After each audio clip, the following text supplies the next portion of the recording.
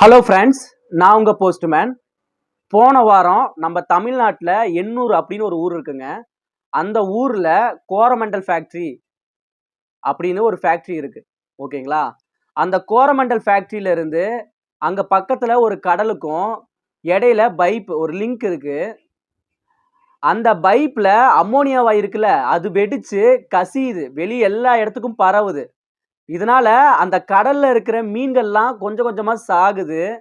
அந்த வாயு நம்ம சுவாசிக்கிறோம் பார்த்தீங்களா, மூச்சு காத்து, அந்த மூச்சு காத்துல கலக்குது.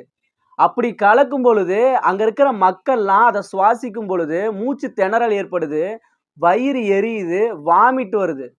அதனால அங்க இருக்கிற மக்கள்லாம் ஓடி போய் அங்க இருக்கிற பக்கத்துல இருக்கிற ஹாஸ்பிட்டல்ல எமர்ஜென்சி வார்டுல அட்மிட் ஆகுறாங்க.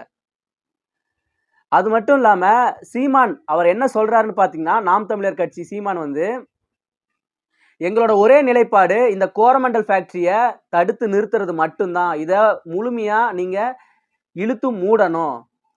மக்கள் நாங்க சுவாசிக்கிற மூச்சு காத்துல கூட விஷவாயை கலக்குறீங்களே, நீங்களாம் மனுஷங்களா? இதுதான் உங்க அரசோட கொள்கையா? ஆ நாங்க எங்க வாழ்விடத்தையும் வாழ்வாதாரத்தையும் இழந்துட்டு நாங்க எங்க போய் வாழ்வோம்? ஒரு தொழிற்சாலைங்கிறது மக்களோட வாழ்வாதாரத்தை உயர்த்துறதுக்கு மட்டும்தான், மனுஷங்களை சாகடிக்கிறதுக்கு கிடையாது. நீங்க நாங்க உண்ணாவிரதத்தை நிறுத்தணும்னா நீங்க இந்த ஃபேக்டரியை இழுத்து மூடணும் அப்படின்னு சொல்லியிருக்காரு. இப்போ கவர்மெண்ட் வந்து அந்த ஃபேக்டரியை இழுத்து மூடுறதா இல்லை ரன் பண்றதா அப்படின்னு முடிவு பண்ணிட்டு இருக்காங்க. பொறுத்திருந்து பார்க்கலாம்.